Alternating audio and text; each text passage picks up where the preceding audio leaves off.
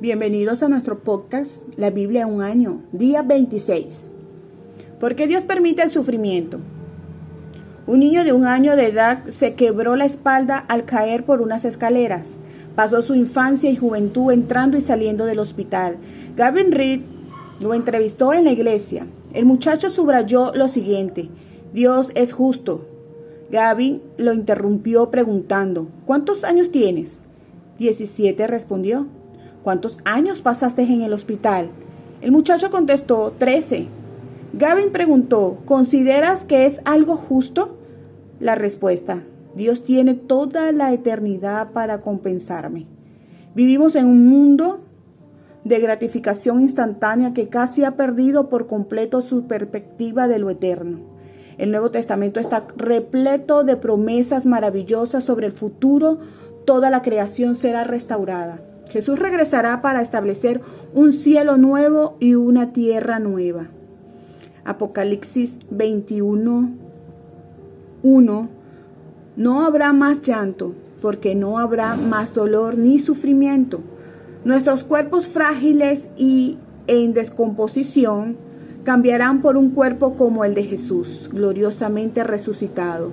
El sufrimiento no es parte del origen y del orden creado por Dios. Ver Génesis capítulo 1 y 2. No había sufrimiento en el mundo antes de la rebelión contra Dios. No habrá sufrimiento. Cuando Dios cree un nuevo cielo y una nueva tierra, Apocalipsis capítulo 21, versículos de 3 al 4. El sufrimiento es, por lo tanto, una instrucción foránea.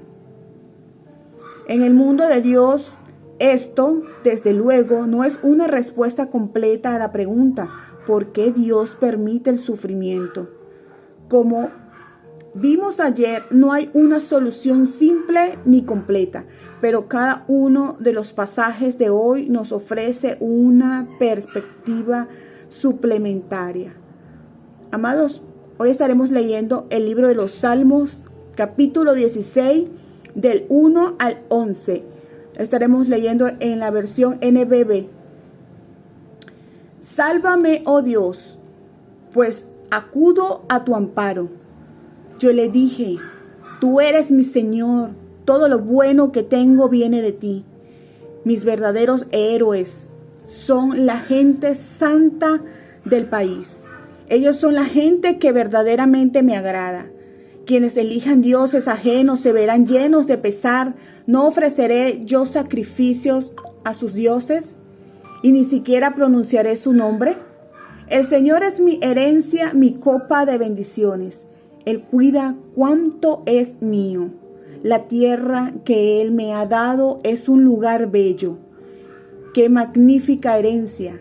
Bendeciré al Señor que me aconseja.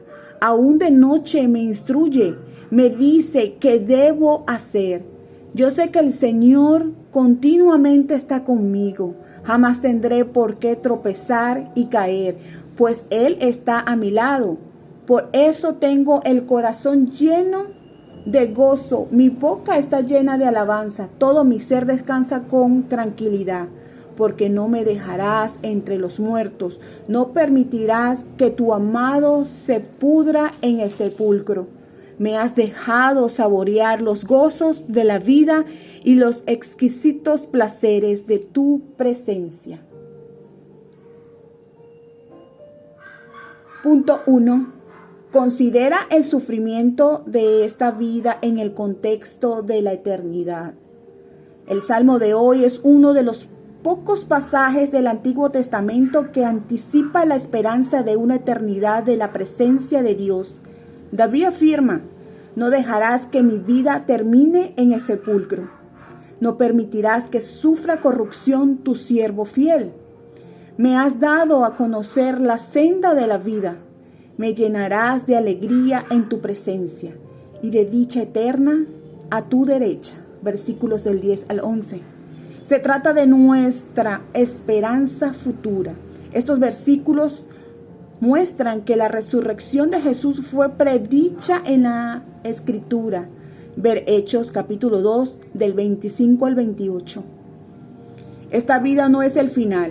Puedes mirar hacia adelante, a la eternidad, en la presencia de Dios, la plenitud de gozo y sus deleites, por siempre. De hecho, considero que en nada se comparan los sufrimientos actuales con la gloria que habrá de revelarse en nosotros. Romanos capítulo 8, versículos 18. Oremos.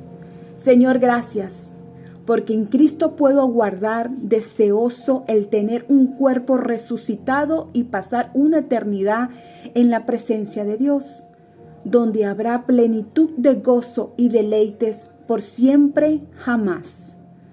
Ubiquémonos en el libro de Mateo, capítulo 18, del 10 al 35. Y dice así: nunca menosprecien al creyente humilde, porque su ángel tiene en el cielo constante acceso al Padre. Además yo, el Hijo del Hombre, vine a salvar a los perdidos. Si un hombre tiene 100 ovejas y una se le extravía, ¿qué hará? ¿No deja las 99 sanas y salvas y se va a las montañas a buscar la perdida? Y si la encuentra, se regocija más, porque aquella que por las 99 que dejó en el corral. Asimismo, mi Padre no quiere que ninguno de estos pequeños se pierda. Si un hermano te hace algo malo, llámalo y dile en privado cuál ha sido su falta. Si te escucha y la reconoce, habrás recuperado a un hermano. Pero si no, consíguete 1 o 2 personas que vayan contigo a hablarle y te sirvan de testigos. Si se niegan a escucharte, presenta el caso a la iglesia, y si ésta se pronuncia a tu favor y tu hermano no acepta la recomendación de la iglesia, entonces la iglesia debe expulsarlo. Les aseguro que cuanto aten en la tierra quedará atada en el cielo, y que lo que suelten en la tierra quedará suelto en el cielo. También quiero decirles que si 2 de ustedes se ponen de acuerdo aquí en la tierra acerca de algo que quieren pedir en oración, mi Padre que está en los cielos se lo concederá. Porque donde quiera que estén 2 o 3 reunidos en mi nombre, allí estaré yo. Pedro se le acercó y le preguntó: Señor, ¿cuántas veces debo perdonar a un hermano que haga algo malo contra mí? ¿Debo perdonarlo 7 veces? El Señor le respondió: no. Perdónalo hasta 70 veces 7 si es necesario. El reino de los cielos puede compararse a un rey que decidió arreglar cuentas con sus súbditos. En el proceso le trajeron a uno que le debía 100 millones de pesos. Como no podía pagarle, el rey ordenó que lo vendiera como esclavo, y también a su esposa, a sus hijos y sus posesiones. Al oír, el hombre cayó de rodillas delante del rey y le suplicó: Señor, por favor, ten paciencia conmigo y te lo pagaré todo.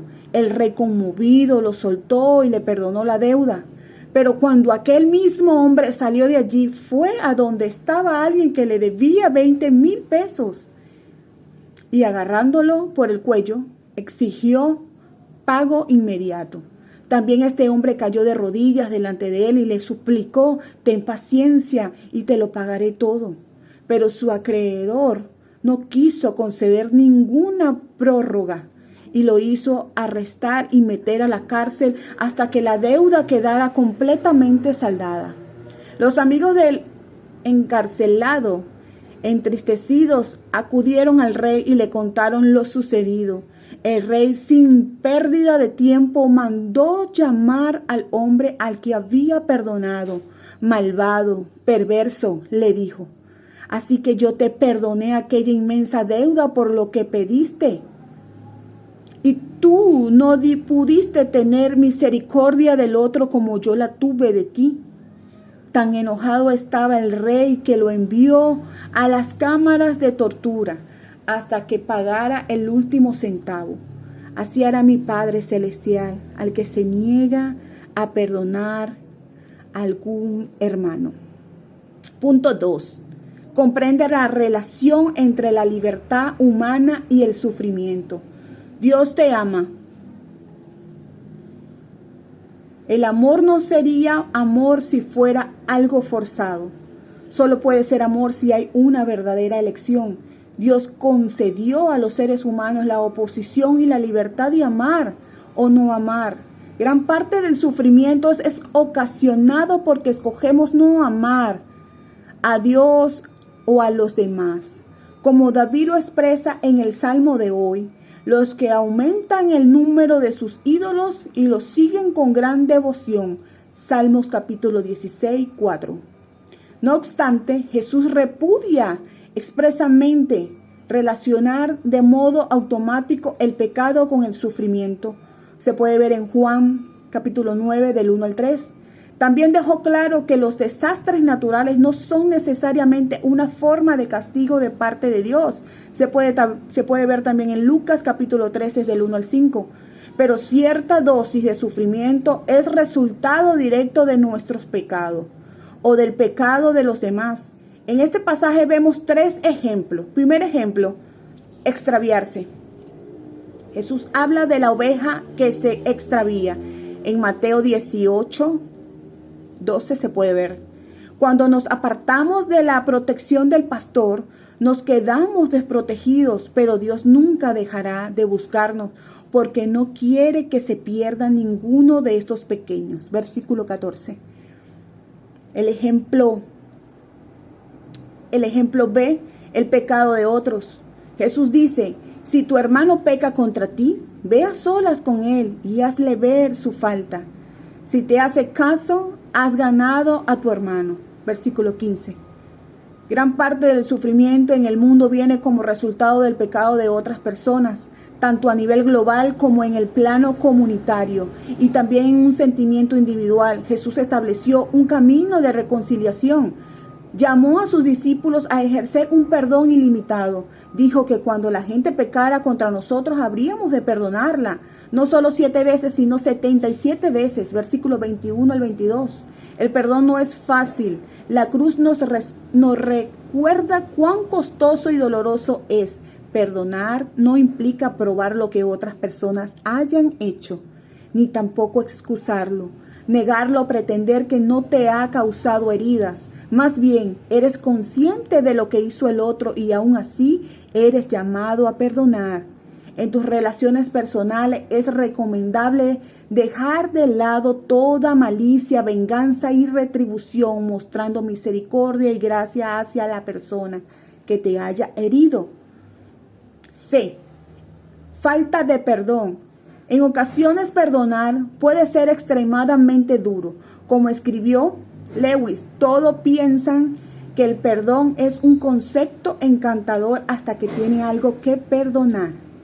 En la parábola final podemos ver la naturaleza destructiva de la falta de perdón, la negativa expresada por el primer siervo en cuanto a perdonar una deuda comparativamente menor, alrededor del salario correspondiente a 3 meses y medio, comparado alrededor de 160,000 años de salarios de una persona promedio. Destruyó su relación con los demás siervos y llevó a que el segundo siervo fuera encarcelado. A menudo la falta de perdón destruye las relaciones entre la gente y da como resultado que arremetan contra aquellos que consideran que han pecado en su contra. Vemos los resultados de esto en las rupturas matrimoniales, las relaciones rotas o los conflictos entre distintas comunidades. No nos ganamos nuestro perdón, sino que fue Jesús quien lo ganó por ti en la cruz. Pero tu disposición a perdonar es evidencia de que conoces el perdón de Dios. La gente perdonada perdona. Dios nos ha perdonado tantas cosas que también debemos seguir perdonando las ofensas comparativamente pequeñas cometidas en contra de nosotros. Estoy tan agradecido de que Dios no haya puesto un límite con respecto a la frecuencia con que me perdona. Pero cuando veo a los demás, tengo la tentación de pensar, no tengo problemas con perdonar una vez, incluso 2, pero si siguen haciendo esto, ciertamente no se espera de mí que siga perdonando. Cultiva en tu corazón la misma actitud hacia otros que Dios tiene hacia ti. Oremos. Señor, ayúdame a usar mi libertad para amar, para buscar al perdido y tener misericordia. Ayúdame a no causar sufrimiento, sino a dar mi vida siguiendo el ejemplo de Jesús para aliviar el sufrimiento. Amén. Ubiquémonos en el libro de Job, capítulo 1, versículos del 1 en adelante, capítulo 3, del 1 hasta el 26. Leemos. En la tierra de Uz vivía un hombre llamado Job, hombre bueno que temía a Dios y se abstenía de lo malo. Tenía una familia grande formada por 7 hijos y 3 hijas y eran inmensamente ricos, pues poseía 7,000 ovejas, 3,000 camellos, 500 yuntas de bueyes, 500 burras y muchísimos siervos. Era en efecto el más rico hacendado de toda aquella región. Los hijos de Job acostumbraban turnearse para celebrar banquetes en sus respectivas casas e invitaban a sus hermanos y hermanas a comer y beber con ellos. Al terminar el ciclo de los banquetes, Job reunía a sus hijos y los santificaba. Se le levantaba muy de mañana y presentaba una ofrenda por cada uno de ellos, porque pensaba: quizás mis hijos hayan pecado y en su corazón se hayan alejado de Dios. Estas cosas eran costumbre en Job. Cierto día en que los ángeles se presentaron ante el Señor, acudió también con ellos el ángel acusador.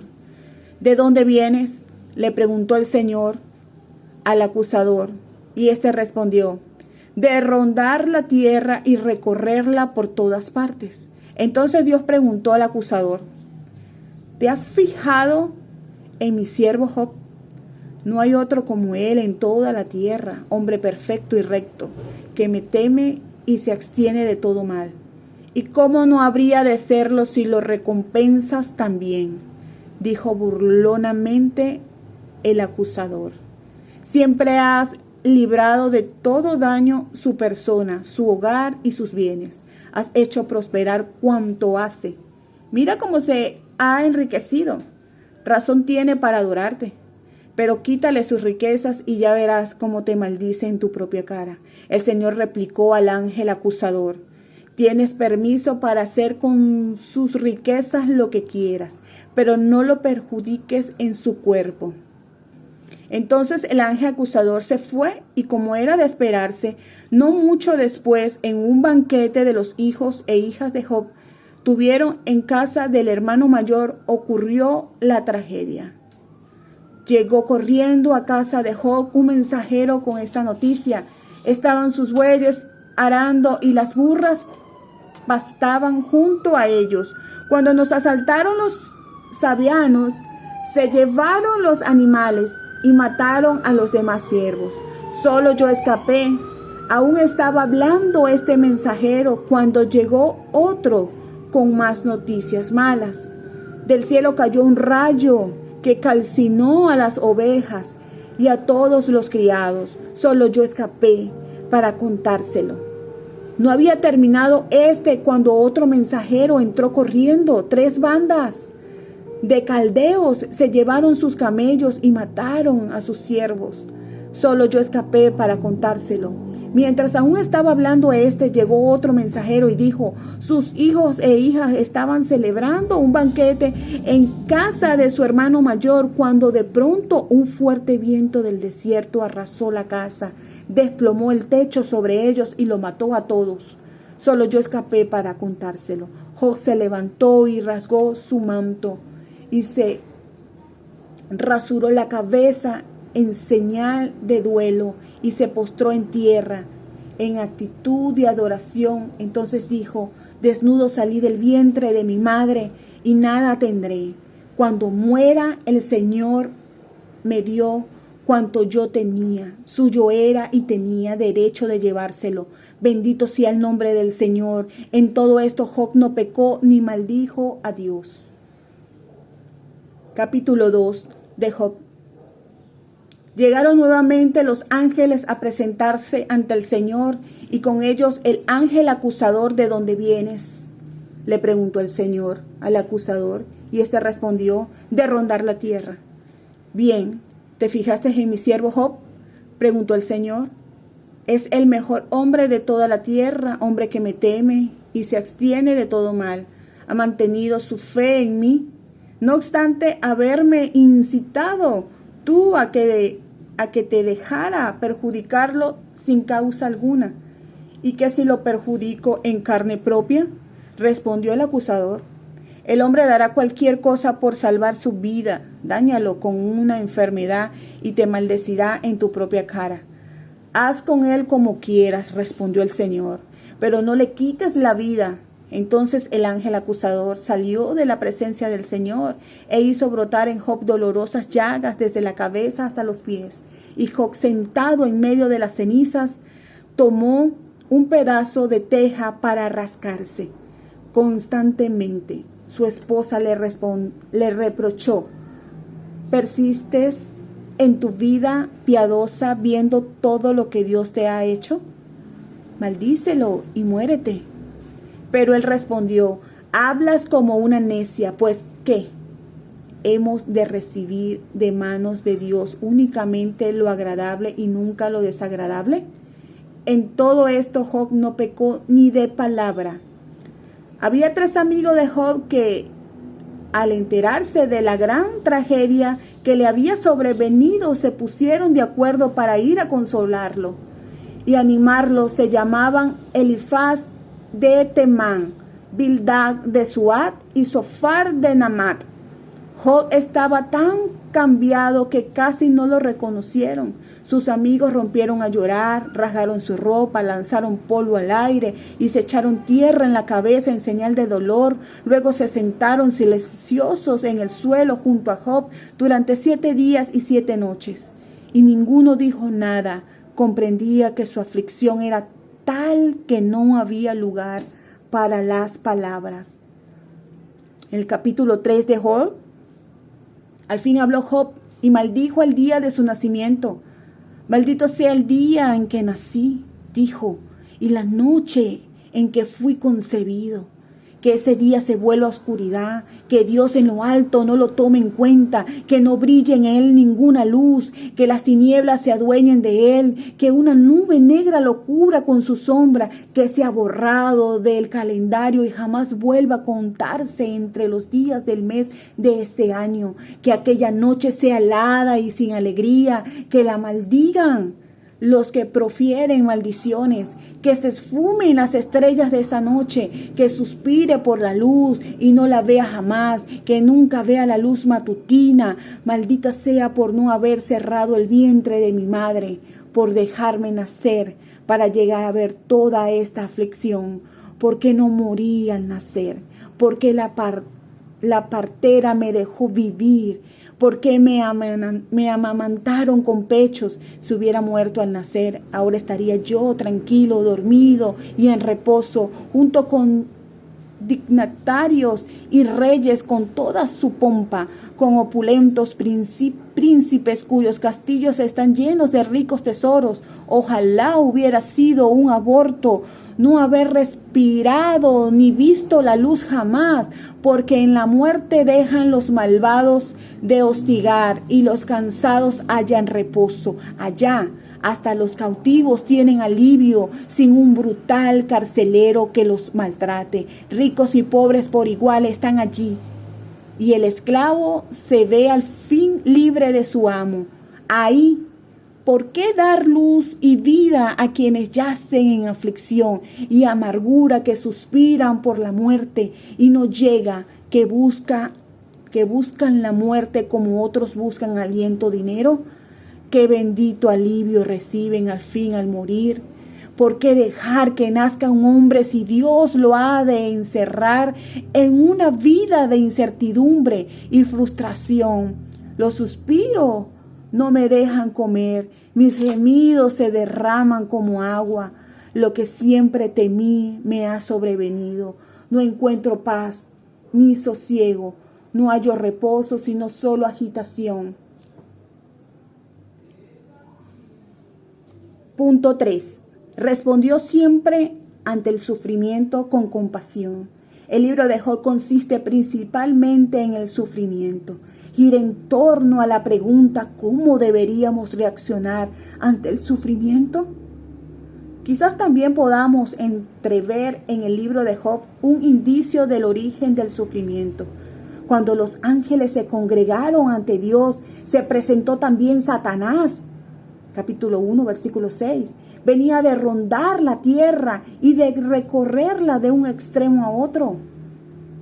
Versículo 7. Está claro que el objetivo de Satanás es causar tanto sufrimiento como le sea posible. Al parecer, Satanás era un ángel caído. Parece que antes de que Dios creara a los seres humanos, creó otros seres libres, imaginativos e inteligentes, y que hubo una rebelión dentro de la esfera espiritual antes de que surgieran los seres humanos.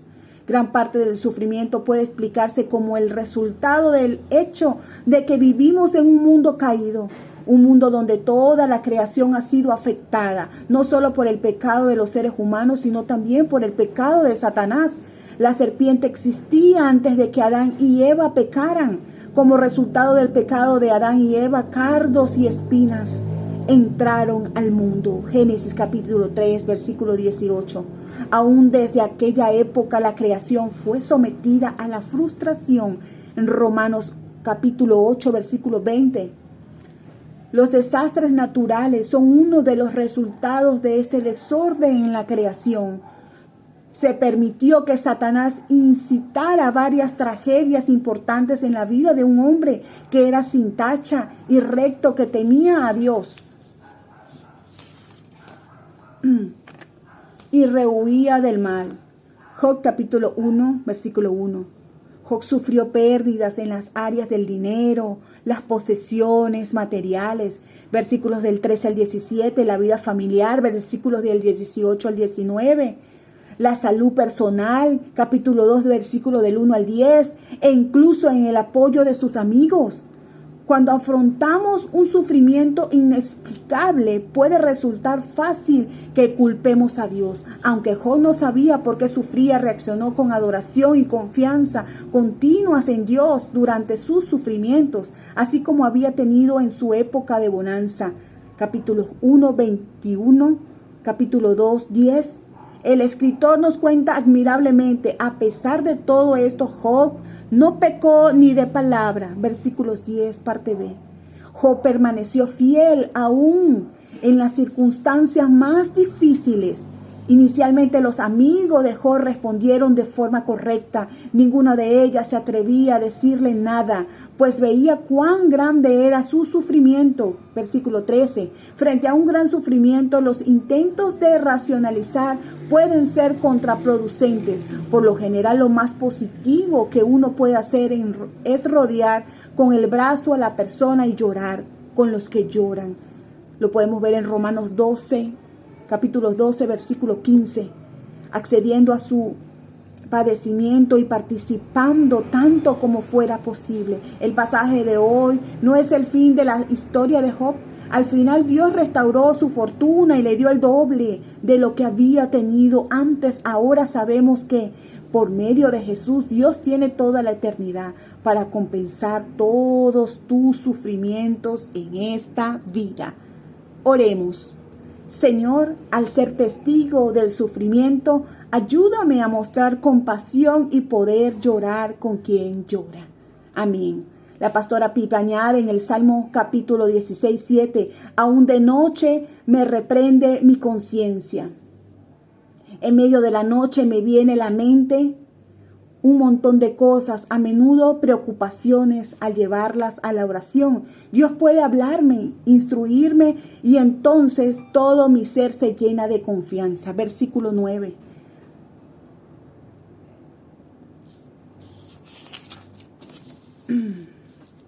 Muchas gracias por escuchar este devocional.